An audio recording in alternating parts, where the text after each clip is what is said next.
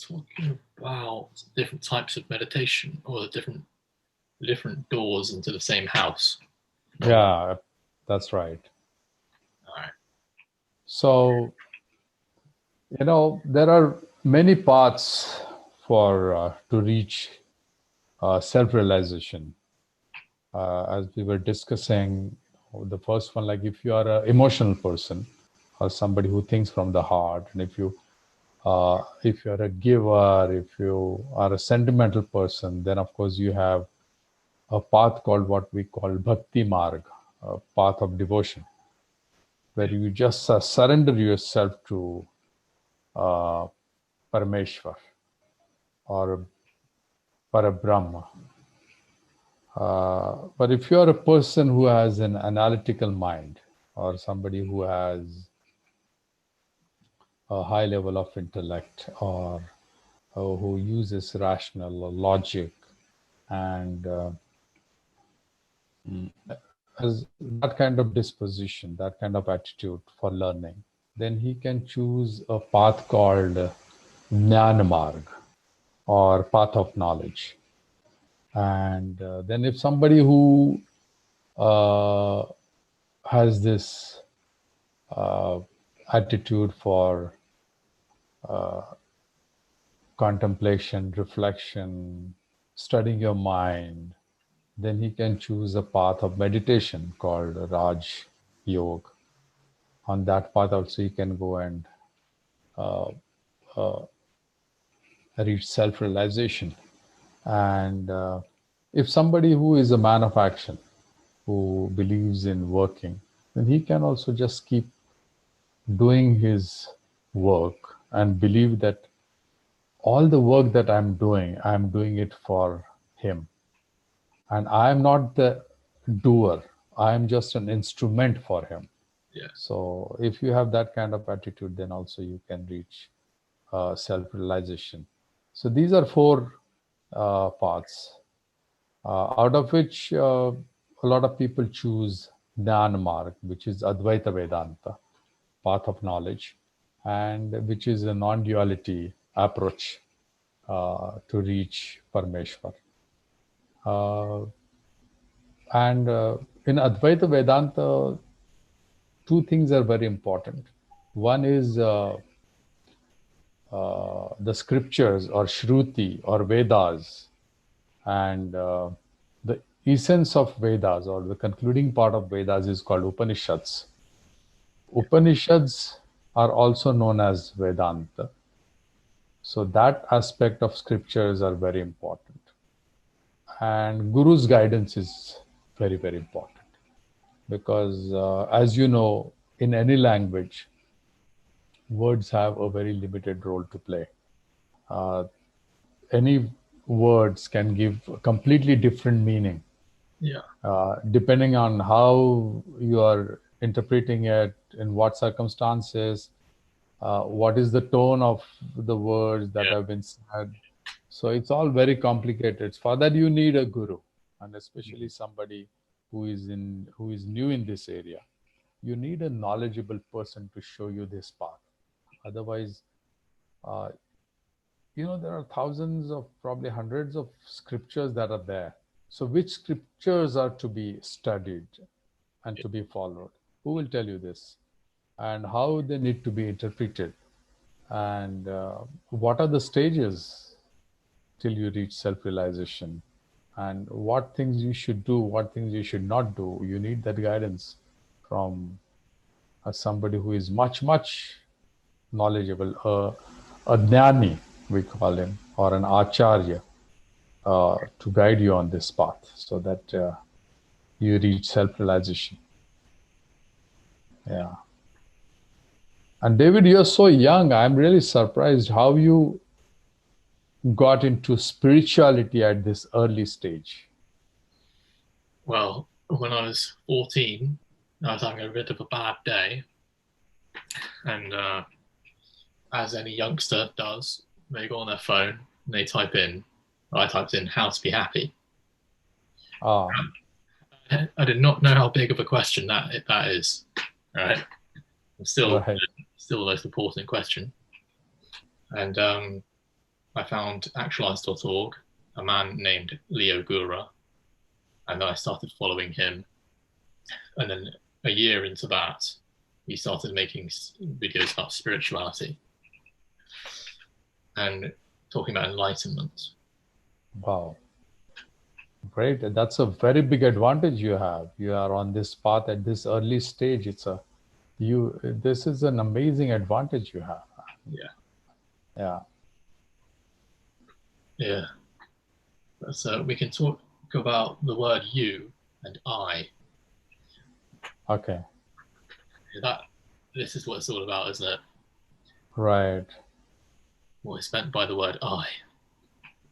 See, I is the ego part. It's like in Advaita Vedanta when we say that uh, in the world of Maya, in the world of duality, you think that everything you are doing it, or your mind and body is doing it. But it is not your mind and body that is doing it. You are not your mind and body. You are the awareness, the consciousness. But you have this illusion that I'm doing it. So that I is actually your ego, or what we call ahankar. So once you understand that, the things, they become easier for us to uh, move forward on the path of self-realization. And meditation is called Upasana. It plays a very important role on the path of self-realization, because in Advaita Vedanta, you are supposed to do abhyasa or practice of certain things almost every day to reach self-realization. And those things are, first of all, Shravana, it is called. That means listening to the scriptures, what is written in scriptures, and listening to Guru's guidance. Then comes Manan, which is reflecting and contemplating on the knowledge that you have gathered, applying your own logic and your analysis, and trying to understand it. It's called Manan. That also you should spend some time every day doing that. And then comes something called Nididhyasan, which is again contemplating on the central theme of Brahman. Brahman is the universal consciousness. And in Vedanta, there are 4 Mahavakyas, which are 4 most important sentences. You should remember those sentences. And on that central theme, you should contemplate. And then there's something comes called sadhana, which is popularly known as meditation or dhyana. That you should do from 5 minutes to whatever time you are comfortable. But minimum 5 minutes are important, in which you sit in what we call nirvikalp samadhi, or a state of ekatva. That means a state of oneness, a state of non-separation, where there is nothing, there is no mind, there is no ego, there is nothing happening in your head. It is nothingness, as some people call it, and which is very difficult to do. I know it is not, because your mind does so many tricks with you that it just refuses to leave you. But with a lot of practice and certain techniques, you can learn that. And because it is very difficult, but it is important to practice to be in the state of non-separation for us every day. We should do it, and be in that state at least for some minutes. So a continuous practice of all these things will help us, will actually mold us to see the Atman which is there already inside us. We don't have to go out searching anything outside. Best part about this jnana is whatever is inside us is covered by avidya. So that veil of ignorance needs to be lifted. But our conditioning is so bad, right from the childhood, right from our school level. We are taught to think in a particular way. We are taught to analyze things in a particular manner. So that unconditioning is very difficult for us because our mind just doesn't accept that knowledge can be gained like this. Because our mind only knows that go to a library, take 10 books, read them, mug them up, go to Google, go to this, and that's how knowledge is acquired. So the source of knowledge is always outside our bodies. It is never inside. So one of our gurus, Nisargadatta Maharaj, he says that you can never find something that you never lost. We never lost our Atma, and we are searching something outside our body. So that self-realization is actually manifestation of your Atma for yourself and then being one with it. That's what it is. But it again, the play of word comes into play. It's very tricky. If somebody reads this for 2 days and he can simply say that, oh, I know the theory part of it. I know Advaita Vedanta now. I'm a self-realized person. It doesn't work like that because it only happens with years and years of practice, abhyas of meditation, this Shravan, Manan, Nididhyasan, and Sadhana. That's how one goes towards self-realization step by step. Again, in meditation also, it is when you do sadhana, it is not that you just sit in a corner with cross-legged posture and you start removing mind. No, it is also very technical. How you should do meditation. There are 5 stages of meditation. And it is one should follow it strictly. It is, of course, for people those who have medical problems or some, uh, a situation where they can't sit independently. They need support for their spine. It's a different story. They can take support. But for meditation, how you should do meditation also, it's very technical. One step by step, one should learn it from knowledgeable people. If we have time, I can explain to you how it is done, or we can I'd love something. to do that. 5 stages. So in meditation, there's a stage called, first stage is called preparation for meditation, for sadhana, preparation for sadhana, because for that you need to warm up your body. When you get into any physical exercise or for anything, you need to warm up your body. So for that, best part, if you are a physically fit person, you should do Surya Namaskaras. There's a part of yogasanas, 12 Surya Namaskars, if you could do, then your spine gets warmed up.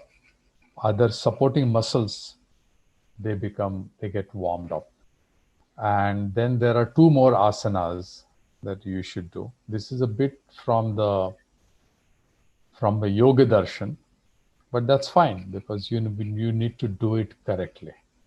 Then there are 2 more asanas that you should do called Bhujangasana, and there's one more asana called cat and camel asana. You can find out it from the net. Basically, it helps you make your spine ready to sit comfortably without any stress and without any anxiety for a certain duration. It should take the load of your shoulders, your upper body, without feeling any stress. Because if there is stress, then you are not doing it right. Yeah. Yeah. After doing this, you should do 2 minutes of pranayama. Pranayama is it's a breathing exercise taught to us. You just could do it for 2 minutes. That's enough. And there is a Nadi Shuddhi pranayama. You can find out that, or you can simply do deep belly breathing. So where you use your diaphragm, you use a diaphragm and not your chest for deep breathing. And using your diaphragm, you inhale good quantity of oxygen and oxygenate your blood. Because for concentration, you need oxygenated blood. Wow. So that, yeah, because then only, you can concentrate well. You can sit still and without any anxiety and without any stress.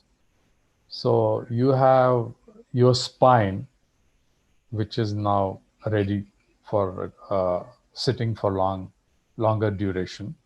You have blood which is oxygenated, and now you can chant some mantras to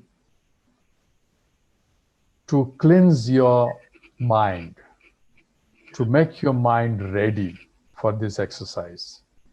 There are various japas and mantras of your choice. You can go for it. My favorite is I chant Om for some times, and then I also chant Gayatri mantra. And then you feel that your man and your chitta, your mind and your memory, they are ready for it. Because you can't have negative minds running through your mind. You can't have toxic things running your mind when you're getting into this exercise. You need to, have the right kind of, your mind should be ready for this kind of spiritual experience, which is uh, auspicious, which is nice, which is good for you. It's like that. Then you sit. First of all, you should choose a silent place. You cannot sit in a place where there's a lot of noise and distractions coming your way. So it has to be a silent place. Then you sit comfortably there with either there are three kind of sitting poses which are there. You can choose whatever is comfortable for you. And don't let your back rest on any support. Keep it free. And then you can just find out the center of gravity for your spine just by moving ahead and moving back, and find out where your spine feels most comfortable, where you are not leaning forward and you're not leaning backwards. And that is the situation where your spine, in spite of carrying load of your muscles and blood and tissues, it feels stress free. So you stabilize yourself in that position and you close your eyes. And there are various types of meditations. There are different levels of jnanis, and there are different levels of meditators also.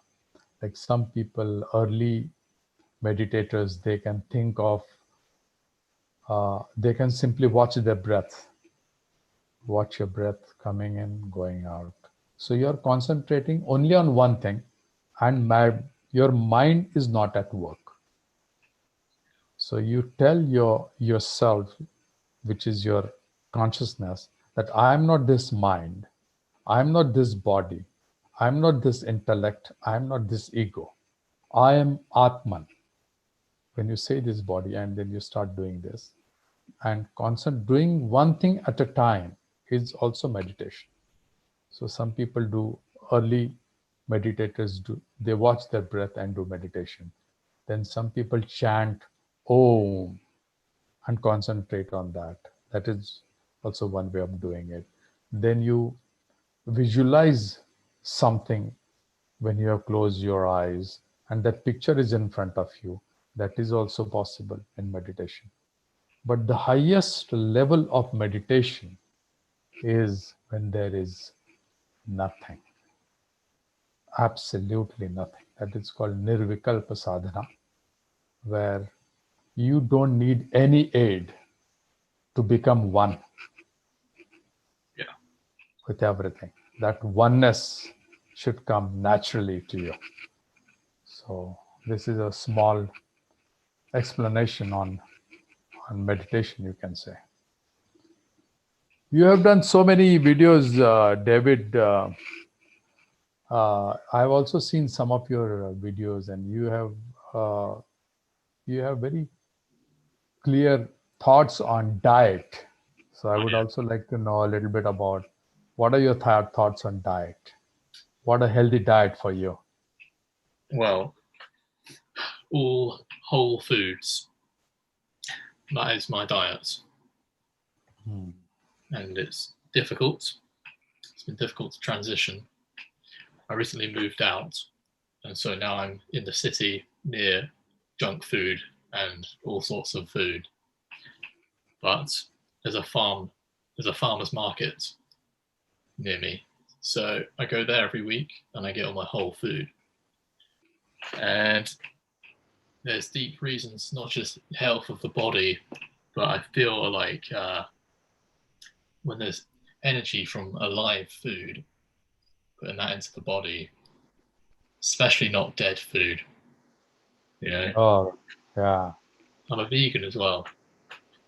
I say. Yeah. We have a concept called vegetarian and non-vegetarian Okay. food habits, which is little different from vegan. Vegan, you don't consume any animal product, but we consume dairy products, right? Okay. Because for us, cows are very important. So milk is an important part of our vegetarian diet, which is a plant-based diet, grains and plants, but also dairy uh, included in it. Yeah. So it's quite important. Also fasting as well. Yeah. That's a great thing to do, I've found. Yes. Yeah. How I felt at the end of a 3-day fast. You know, I felt like I was walking through the town. I felt like I was floating. Yeah. Wow, 3 days is a long duration, man. Yeah. I I fast, but I fast like I skip my lunch and then I take my dinner. But we are allowed to drink milk and we are allowed to do certain uh, food during our fasting. But of course, that intake has to be very little. But yes, I agree with you completely. Fasting is a very important aspect of cleansing your body, detoxing your body. And of course, another aspect I've learned about dieting is eating alkaline food. That keeps our gut flora very healthy. And I try to include that kind of food in my diet.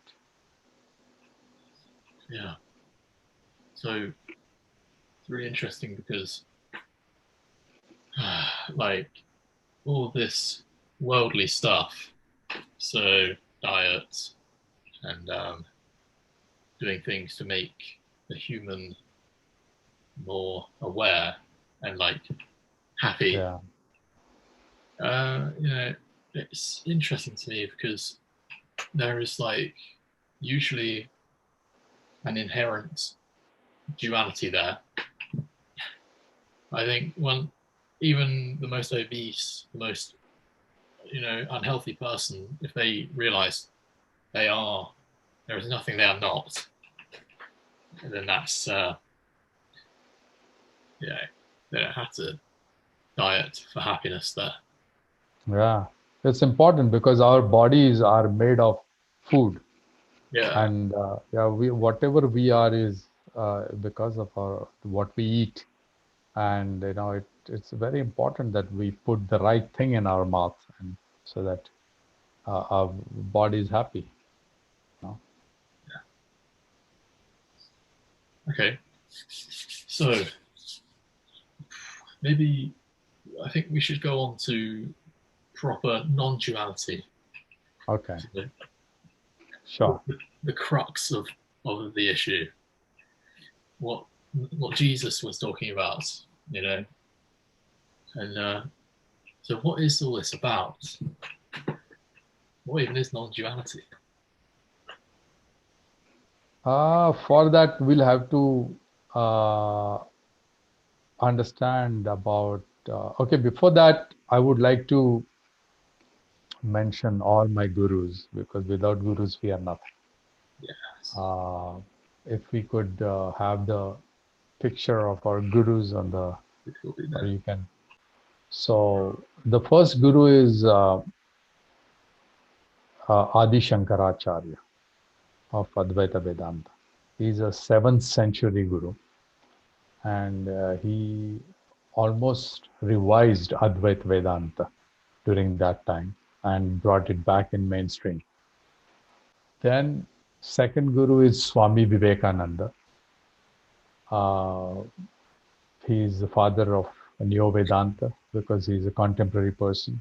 And after a gap of so many centuries, he brought back Advaita Vedanta on the world stage, not just mainstream, but the world stage.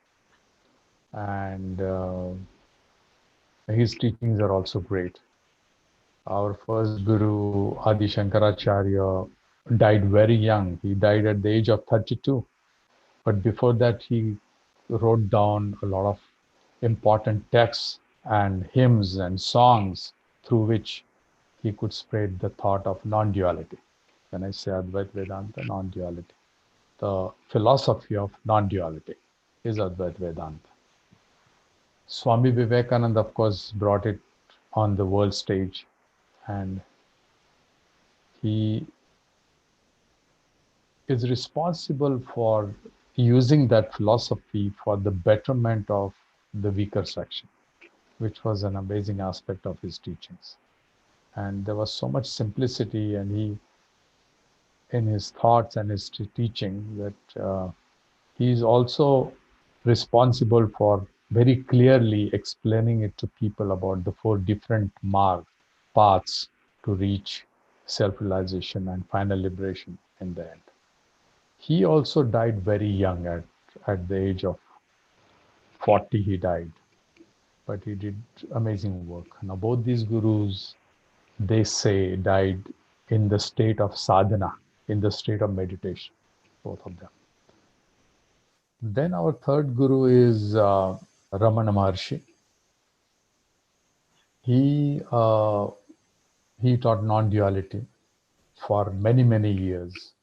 And there are 3 important aspects of his teachings. One is self-inquiry. He believed in self-inquiry.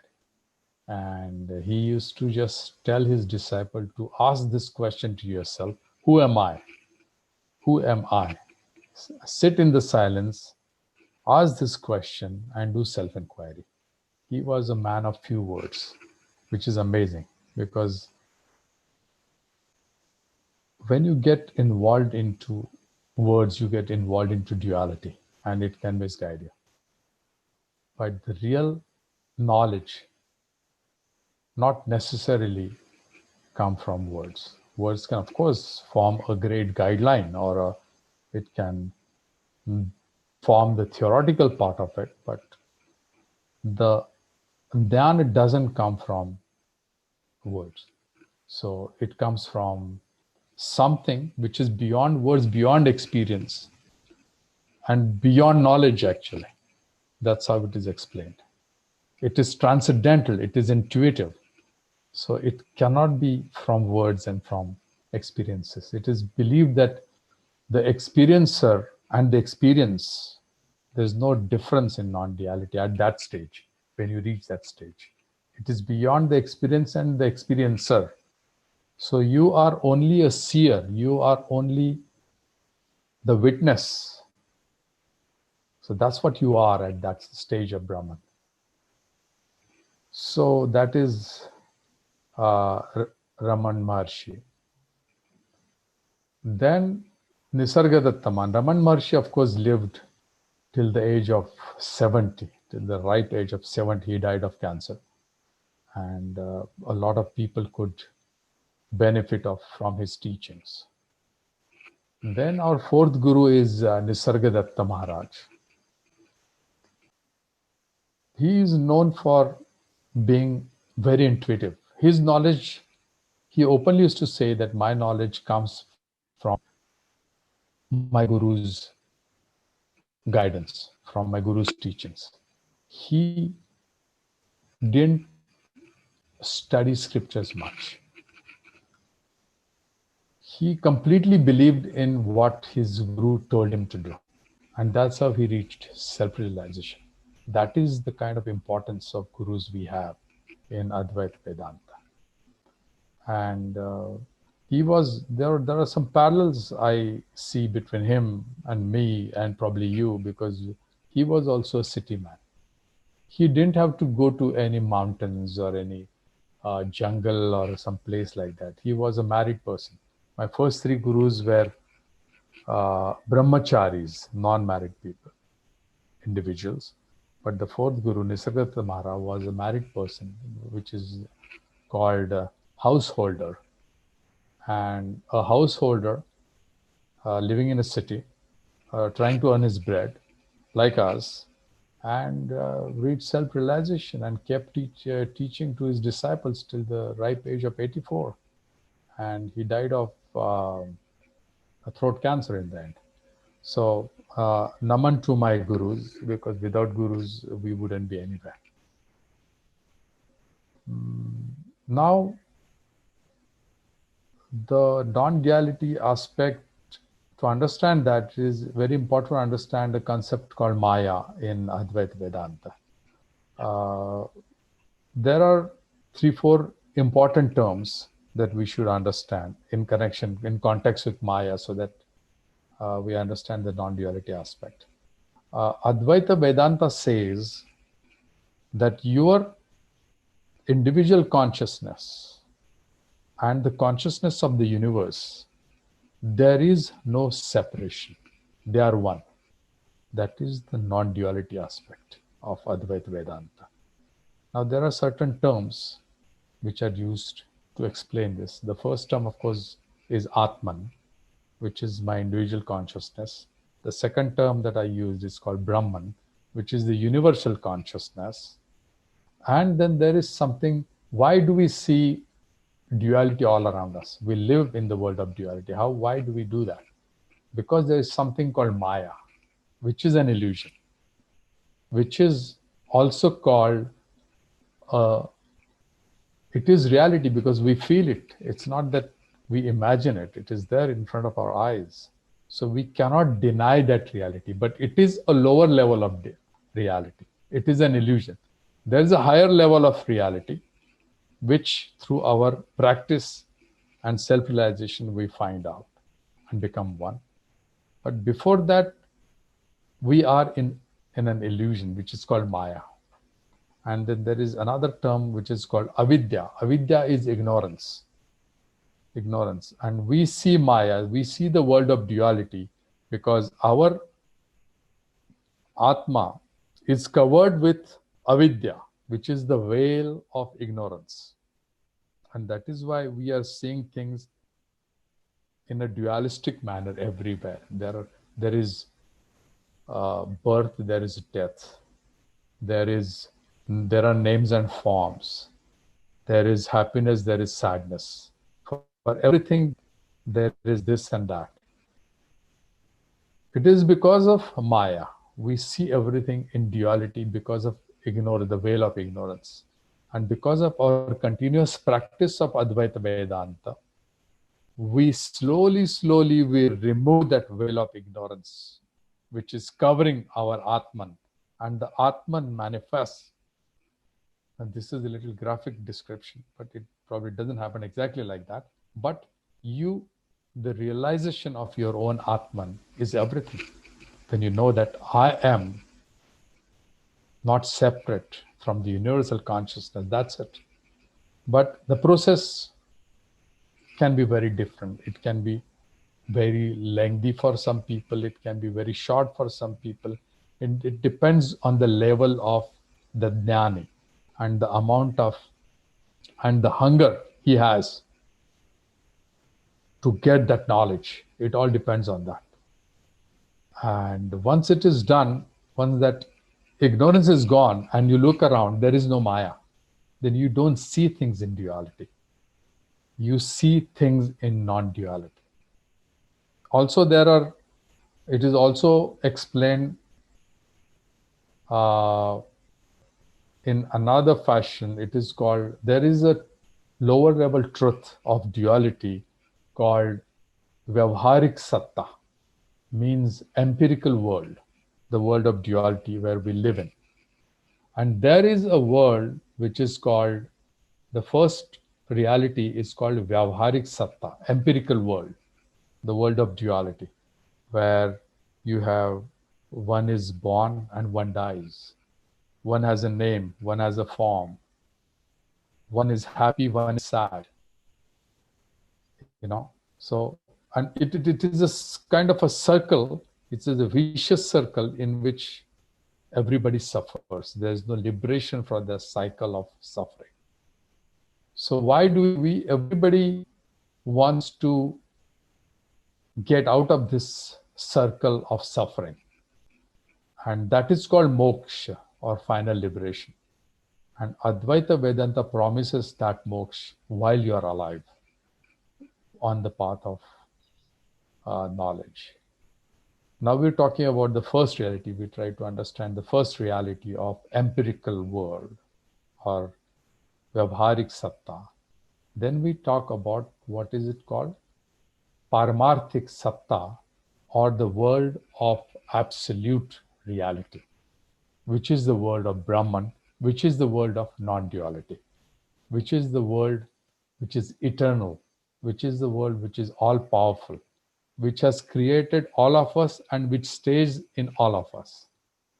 It has no form, it has no name, it doesn't die, it is never born. It cannot be described. The eyes that we use to see things, those eyes cannot see it, but the power that powers these eyes is that.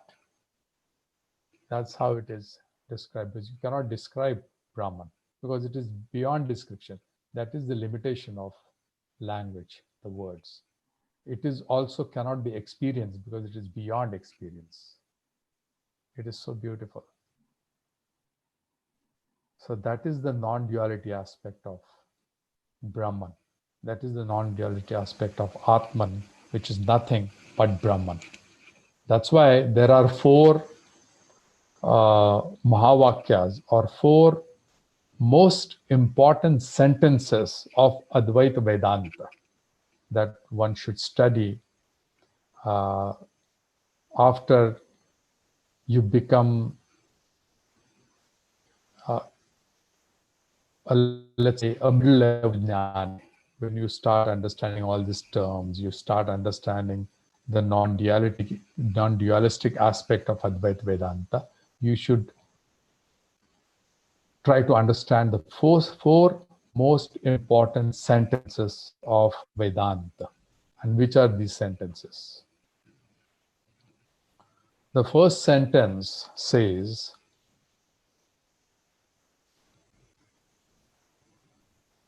Pragyanam Brahma, means knowledge is Brahman.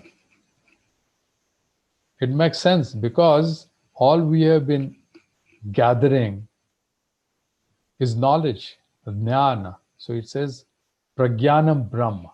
It comes in the Aitreya Upanishad of Rigveda. Then comes another very important sentence. It is called I am Atma Brahma. It means My Atma itself is Brahman. There is no separation. It comes in uh, Mandukya Upanishad, in Atharva Veda. Then comes the third sentence, which is widely used, and I'm sure a lot of people, they have heard about it. It's called Tattva Masi. It means that you are. It means there's no separation. It also resists to call it by name. It just says that you are. It comes from the Chandogya Upanishad of Samaveda. Then comes the last and the fourth most important sentence on non-duality from Advaita Vedanta. It's called Aham Brahmasmi. I am Brahman. That is the final one. I am Brahman. That's the final realization. It comes from Brihadaranyaka Upanishad of Yajurveda. So all the scriptures, gurus, and everything is very important. But at the same time, let me tell you, don't get rattled by the word scriptures, because you don't have to study a lot of scriptures. There are only 3 important scriptures for Advaita Vedanta, and those 3 scriptures are enough. Because if you go on studying hundreds of scriptures, you're wasting your time. That is additional knowledge, of course, you can do that. But 3 important scriptures, as advised by Guru Sri Adi Shankaracharya. The first one is Upanishads, which is also called Vedanta, which is the end part of Vedas, the concluding part of Vedas, the essence of Vedas. That is, first you should study Upanishads. Then you should study Brahma Sutras. It is also called Vedanta Darshan, where further explanation is given and the further debates are included on the subject of Atman and Brahman. Then the third scripture that you should study is Srimad Bhagavad Gita, which is also... Now all these books have been interpreted by many great gurus, but we should only study interpretations of these books by Advaita Vedanta gurus, because we are only concentrating on the non-dualistic interpretation of those scriptures. So all these books, as interpreted by Sri Adi Shankaracharya, like Upanishads, as interpreted by Adi Shankaracharya, Brahma Sutra with Sri Adi Shankaracharya's commentary, and Srimad Bhagavad Gita with Sri Adi Shankaracharya's commentary. These scriptures you should study. Now I'll tell you a little bit interesting part about additional knowledge. This is a little off track, but very interesting for anybody who wants to know about additional knowledge. Somebody had asked Gautam Buddha. He had asked him, what is sin? So Bhagwan Buddha had told him that any unnecessary information is sin. So, this is how it is, because if you dive into an ocean of information, you are not going to find the information that you are specifically looking for. You need a guru to reach out to that spot where that information is lying, and you just pick it up like it was meant for you. That's how it is. Like, similarly, somebody had asked Swami Vivekananda, what is sin? He said, weakness is sin. So there are different interpretations by different gurus for different things. So that is the non-duality aspect of Advaita Vedanta, where there is no separation between you and the universal consciousness. You are one. Yeah.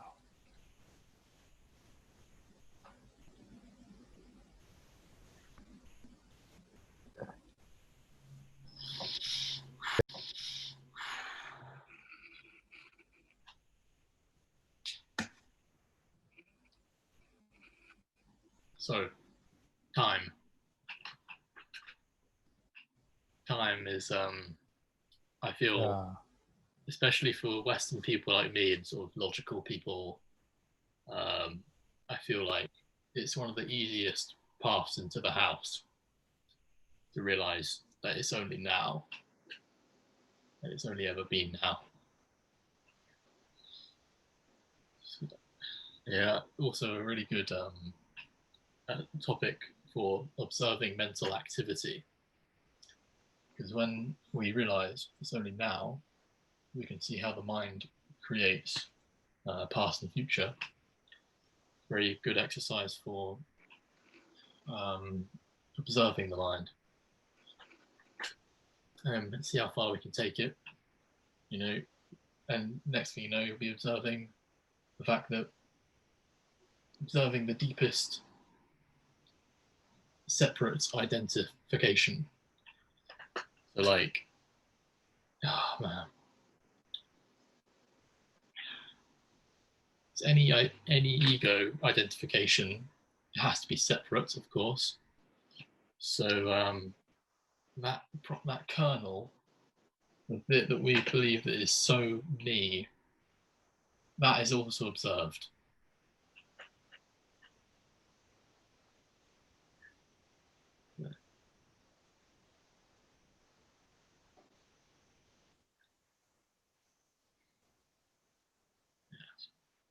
Yeah. See, we have a concept called Vasudhaiva Kutumbakam. That means the whole world is our family.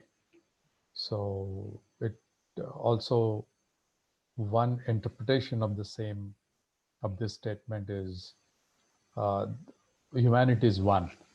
You know, there could be different races, different continents, different religions, or different uh, colors and stuff like that. But we definitely think alike.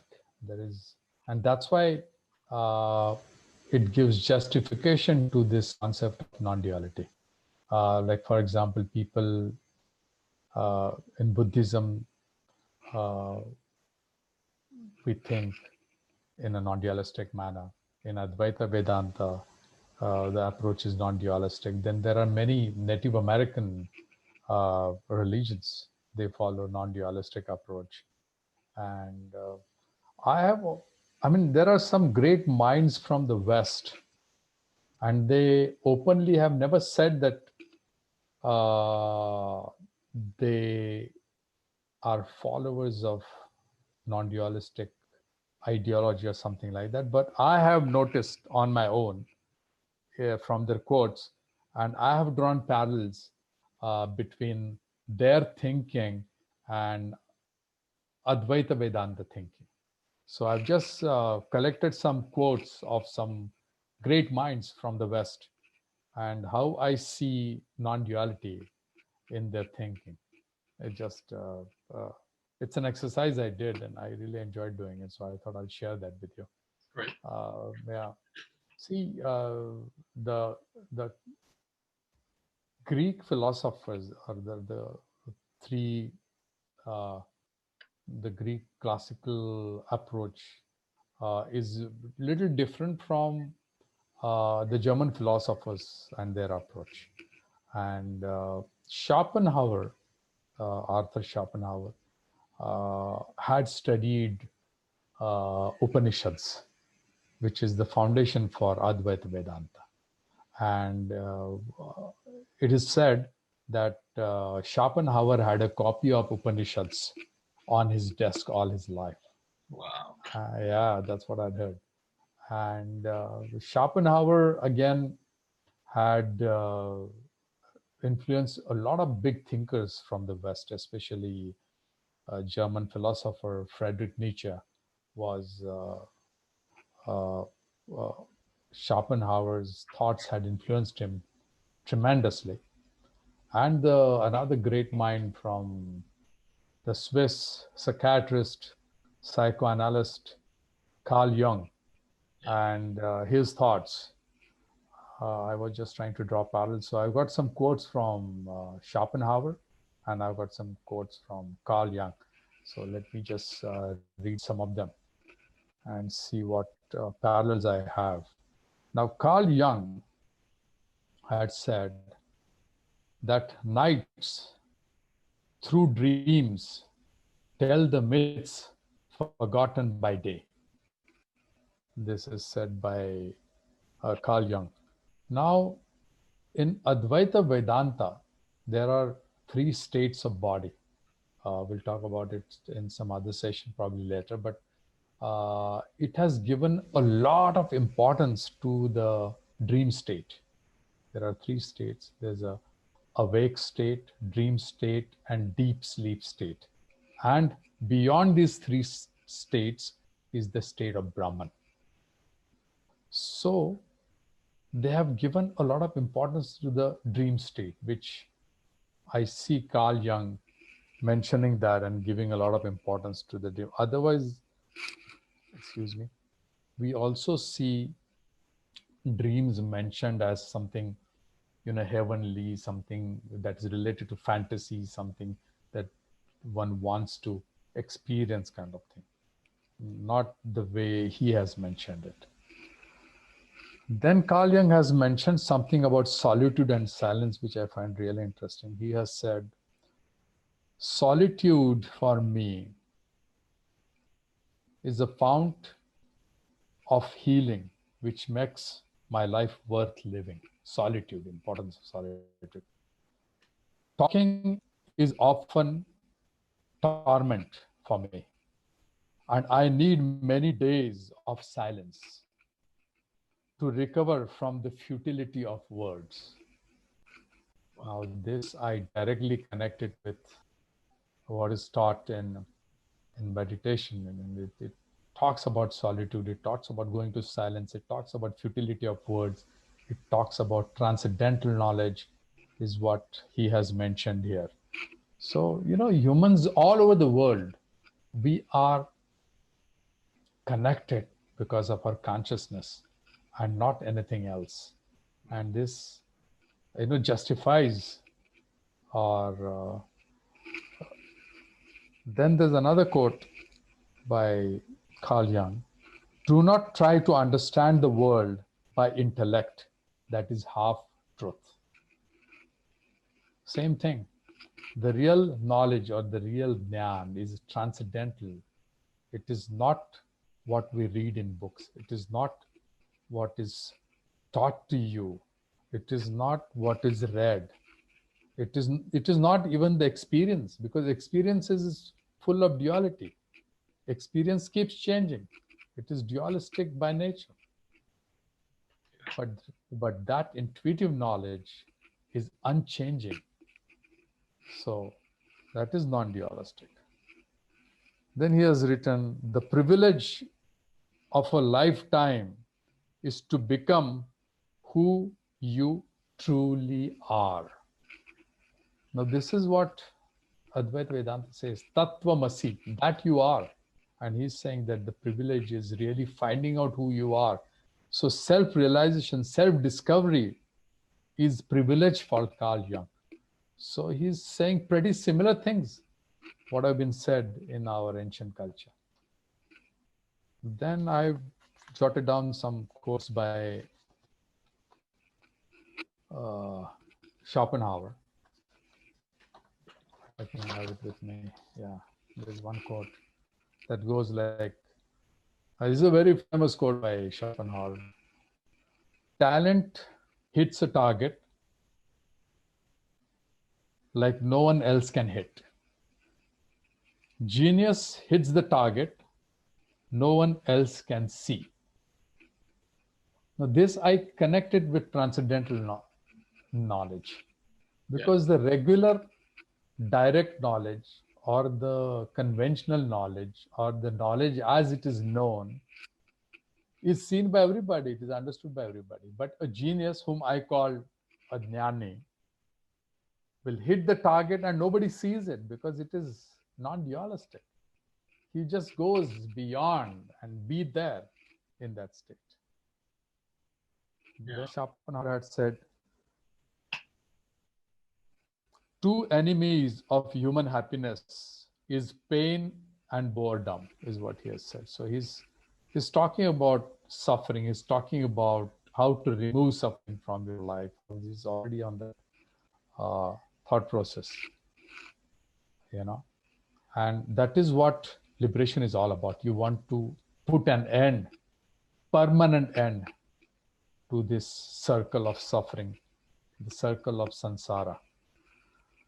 Then he has written, to live alone is the fate of all great souls. Wow. So he's again talking about solitude. He's again talking about silence. He's again talking about knowing yourself. We are always searching for solutions outside us. And then it is endless. We jump into this world of duality, and like a zombie, we are moving about searching what we never ever lost. We never ever lost our Atma. It is already there inside us, but we didn't look at it. So once you look at it, then you are such a calm person. You can be happy with your own self in solitude and in silence. And you don't need words. You don't need uh, any support from outside, you know. So that is what I see the parallels between. Uh, that is why humanity is one, and it is again a very non-dualistic approach that we are one. There's no separation. We are one uh, as human race. We are one as uh, we are one with our universal consciousness. So there is no separation in anything.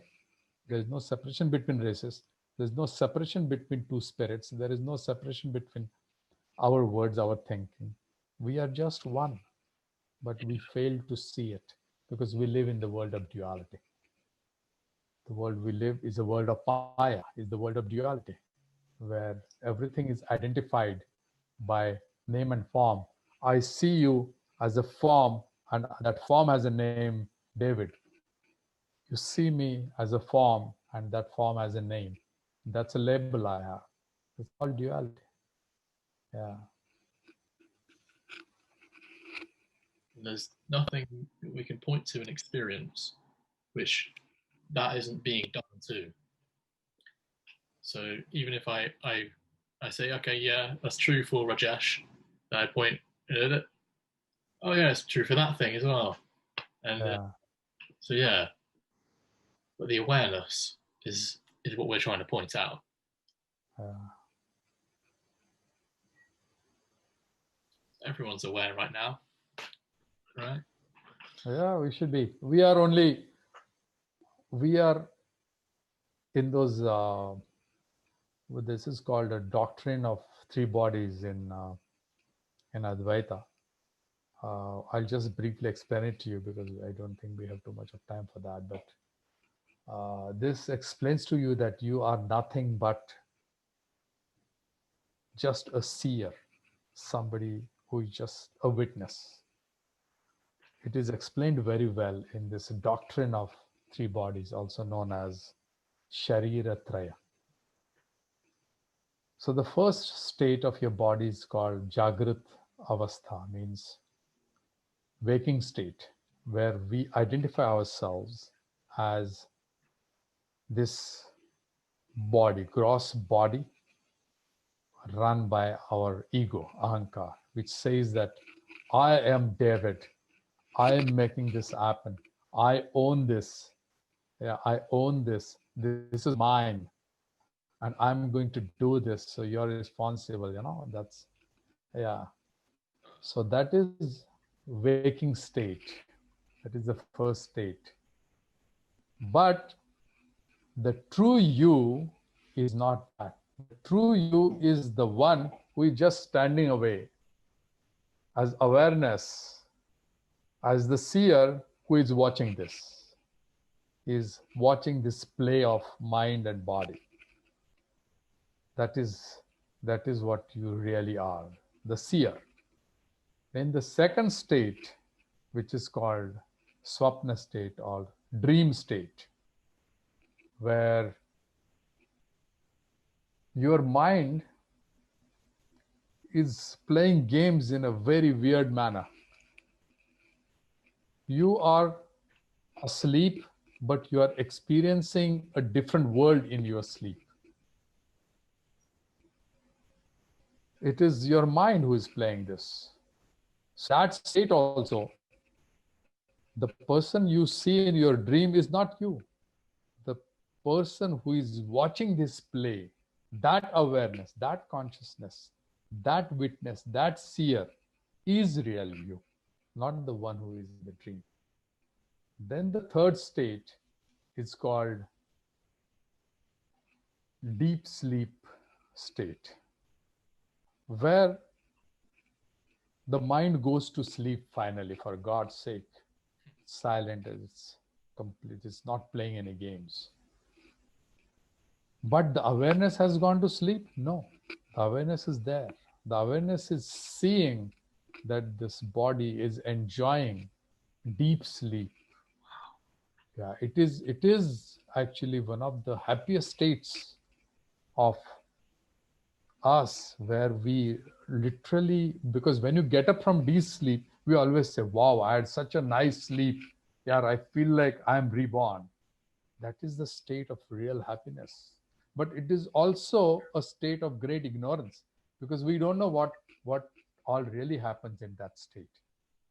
So those are three states of duality. So all these three, doctrine of three states are talking about duality, the states where we experience, our awareness sees our bodies in different situations. So this is a very dualistic, all these three states are dualistic. Then comes the fourth state. That fourth state has no name. It is only called the fourth state.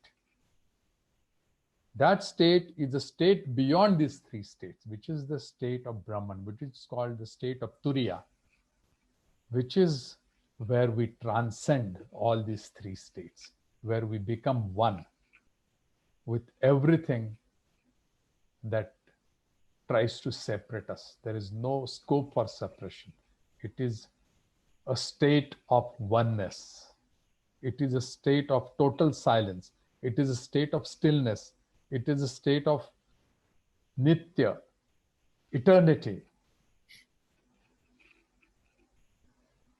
And there is no experience. There is no separation between the experience and the object of experience and the experiencer. Nothing. It's just oneness. So these are different states of body. First three bodies have a dualistic experience, and the last state is completely non-dualistic, where there is no separation. So all these things, when you hear it, the theory part of it sounds quite, one feels that, yeah, I got it, what you're making, the point you're making. And yes, it is simple. It is simple and it is not simple, It is, as I said earlier, it depends on your hunger. How madly you want to get it. How, if you forget your hunger, thirst, and everything in search of it, that of course your Atma is going to manifest itself early and you're going to get it early. But if you're just going to believe like a college student and getting, diving down in your book and trying to understand words and trying to understand, follow the conventional way of education, you're not educating yourself here. This is no education. This is knowledge, self-realized knowledge with the help of scriptures and gurus. Yeah, that's what it is. Yeah.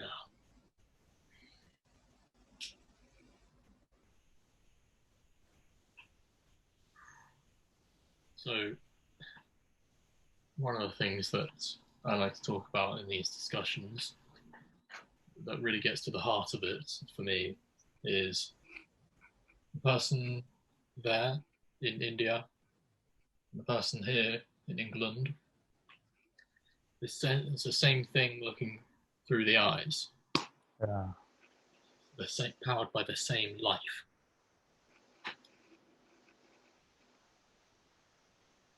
So that's very sacred.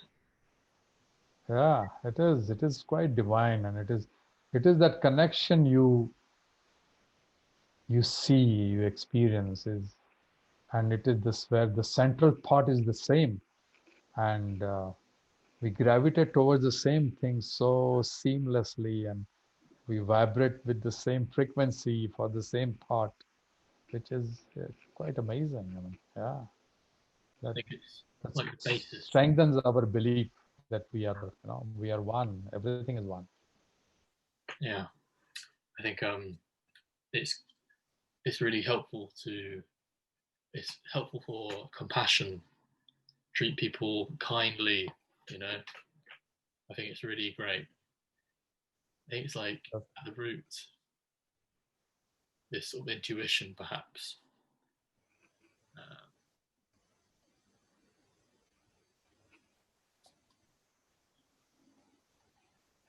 I have a theory that I've created. I had it the other day. It's called the levels of knowing, and I would like to present it to you and see what you think. Okay. So, so level one is just knowing. Uh, yeah, let me take a break. Actually, Yeah. okay. So Yeah. No basically, problem. level one, level two, level three, level four, level five. It goes infinitely. The only difference between the levels is level one is just knowing. Level Mm. two is knowing that I'm knowing. Level three is knowing that I'm knowing that I'm knowing. It goes on like that. And that's infinite. I, Yeah. I wonder what you think about that. Uh, See, if it is going to go till infinity, then probably it is dualistic in nature. If it is going continuously, Yes. uh, but if you are only, like for example in Advaita Vedanta, if you are only watching, you are a watcher of a mind and body, and you that separation from body and oneness with the ultimate consciousness is fine. Like if you are knowing what is knowing, but that knowing, if it is connected with Brahman, Yeah. then it is non-duality. Because the central aspect of non-duality is Brahman for us, which is the universal consciousness, which is the creator of everything, which is also a part of everything, which has created everything, is also a part of everything. So you are ultimately that you are. So that knowing has to finally merge with him. If it is that, then it is non-dualistic, is how I see it. But it is a vague concept. It is an interesting concept. So any interpretation is possible. And I have a very interesting take. In fact, my one of my gurus always used to use this technique. He used to see if the question comes from the space of duality, and if the question is not related to self-realization, then the answer also comes from duality. Wow. If the question is connected to Brahman, and if it comes from the space of self-realization, then the answer also comes from non-duality. You can apply that yardstick to your question and try to find out what is the answer.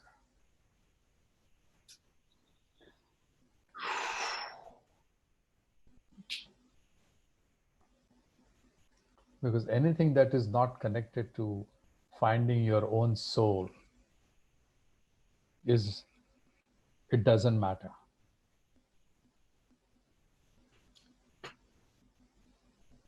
Well, the question was, what do you think of this model?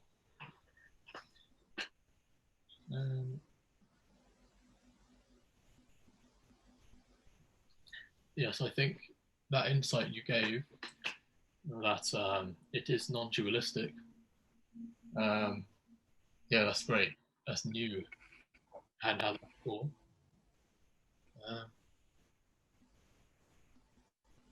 Yes, I think because level one is just knowing, and everybody's knowing. Even if they're like suffering, you know. And when they go to level two, they are finally aware that they're aware, and this is a massive jump, of course.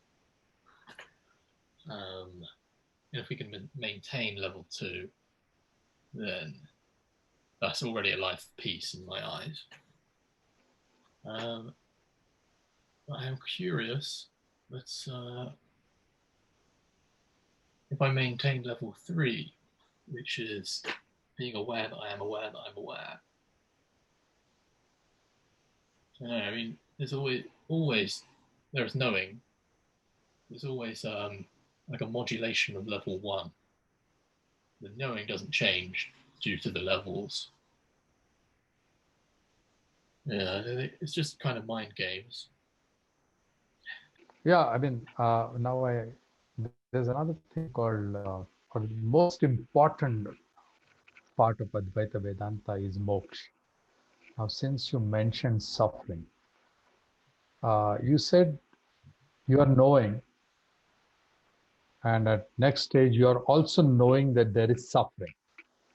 Now, when you know that there is suffering, then your immediate action is to remove that suffering permanently from the cycle of rebirths.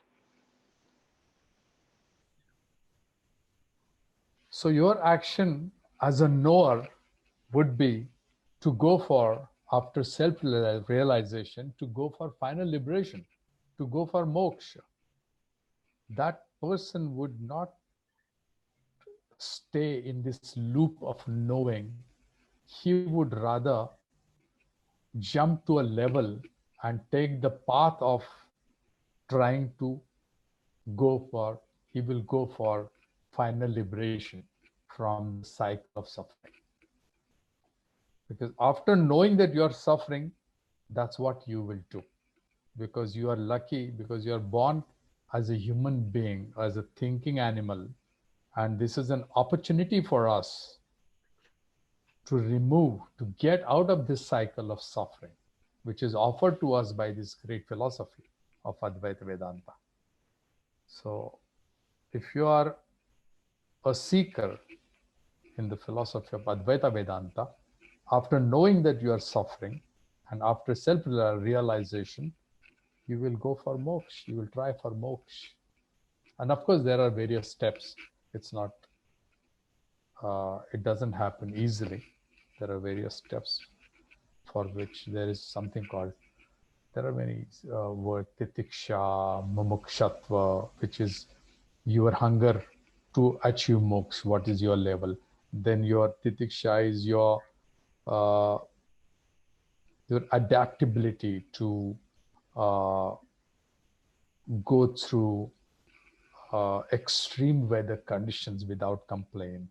Then your viveka, your thinking capacity to separate what is nitya and what is not nitya, what is eternal and what is not eternal, what is dualistic, what is not dualistic. That thinking capacity should be developed in you. Then there is samadhan. You should be satisfied with small things. Then, that's how all these aspects will develop in you. And these are very ascetic changes that one brings in his lifestyle. And he becomes one with the absolute reality before death. Advaita Vedanta promises liberation before death through this. One of my favorite one-liners is to die before we die. That means you really don't live. Yeah. Wow.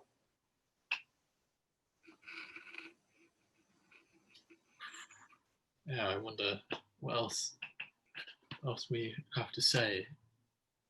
I'm sure there's a lot. Yeah.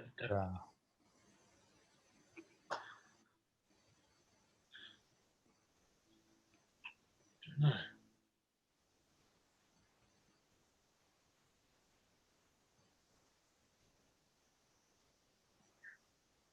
What do you think about creativity?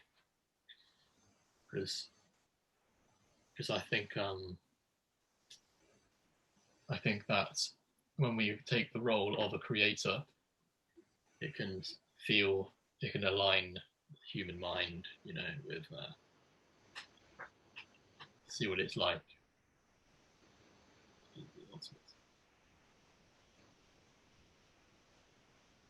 So when you're creating something, thing is, I'm talking dualistically again.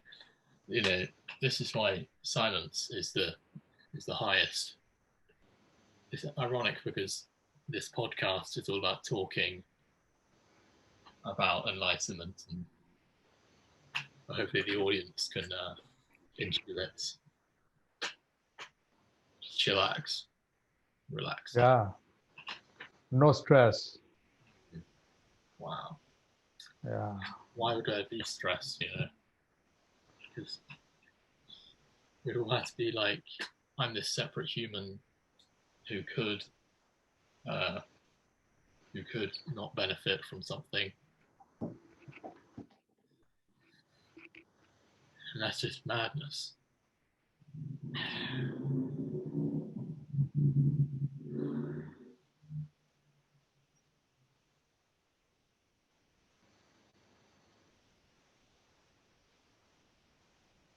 I'll share an interesting theory, an interesting thought I've had. So, if humanity goes the way I want it to go, and I have a little way I want it to go, which is funny in itself, but many people will be meditating and sitting, meditating, and using this power of mind that we have to imagine anything. We can spend any amount of time in imagination, and we can literally live in our own mind created paradises for as long as we want. And that's real.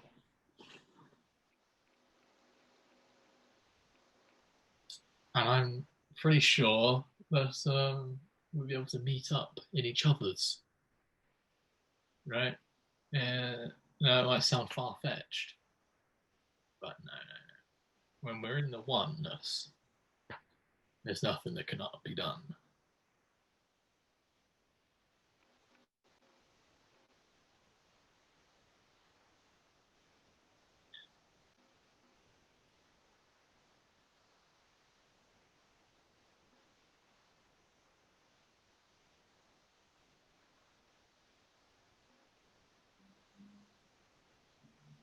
Yeah. Imagination.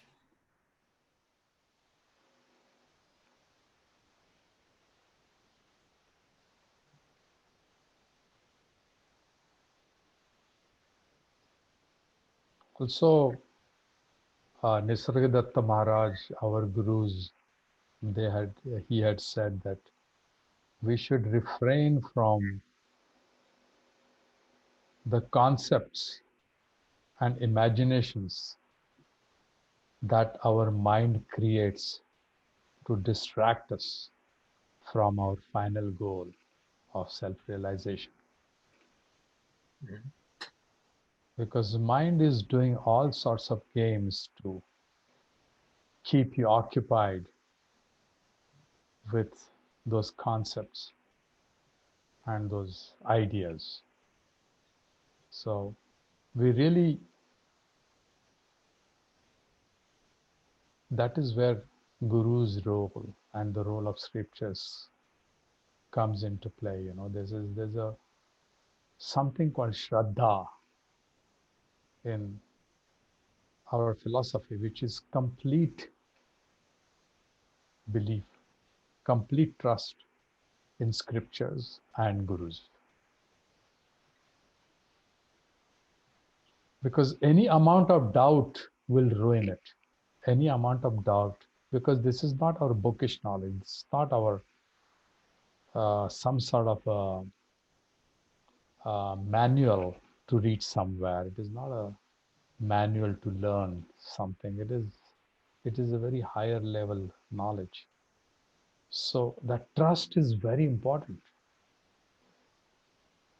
The trust on our scriptures and trust on gurus has to be complete.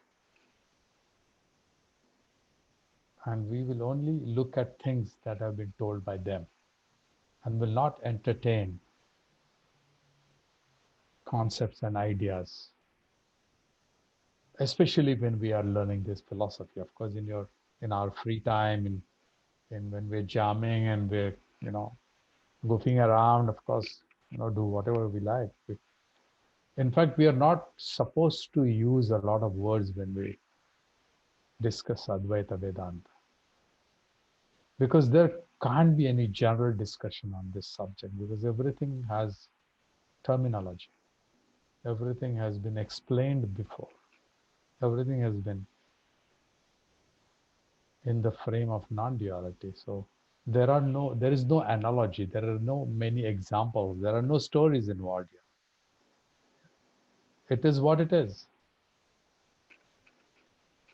So this is, in a way, it is technical, and it is not. But it definitely has a structure, if I may say so. But yet you have all the freedom.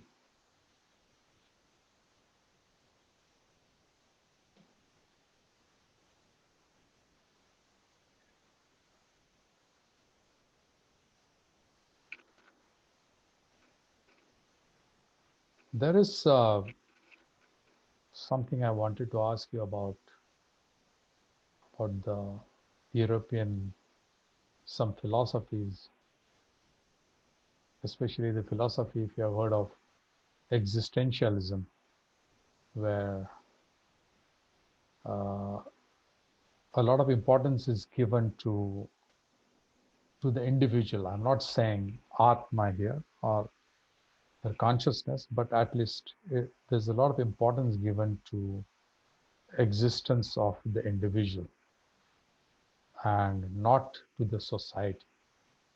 Oh, yeah. Because, yeah. So what do you think of existentialism? Well, thing is, very deep, of course. But there's a model called the spiral dynamics model. It basically goes up. It's an evolution of human values. And the stage orange is where we value the self, obviously lowercase self. And it's all the money, the business, the girls, the cars. So this is sort of Western society right now, Um,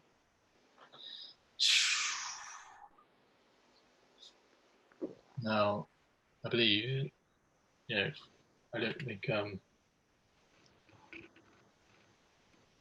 in a spiritual context, this orange way of living, being, and thinking it produces a lot of suffering. So, yeah.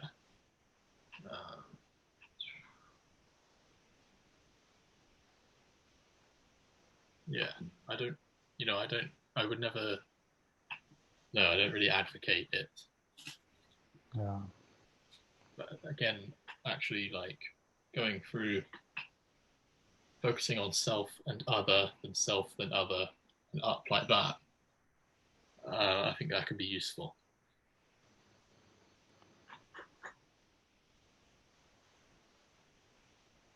Interesting.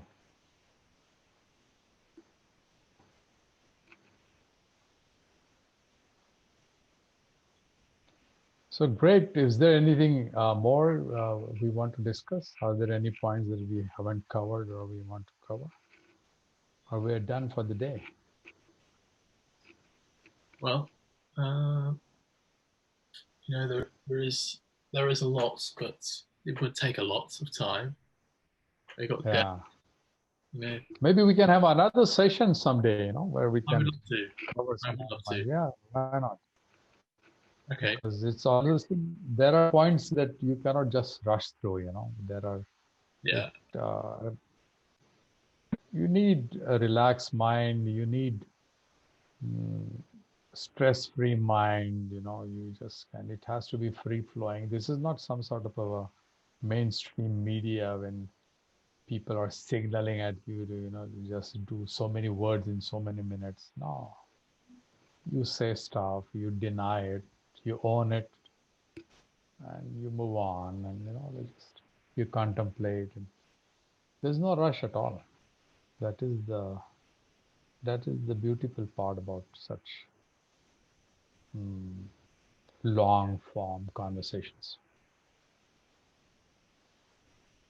Okay. Well, it was great to meet you, my friend. Same here, David. Yeah, we had a good conversation. Thank you for all the knowledge and quotes as well. They were great. Cool. Yeah.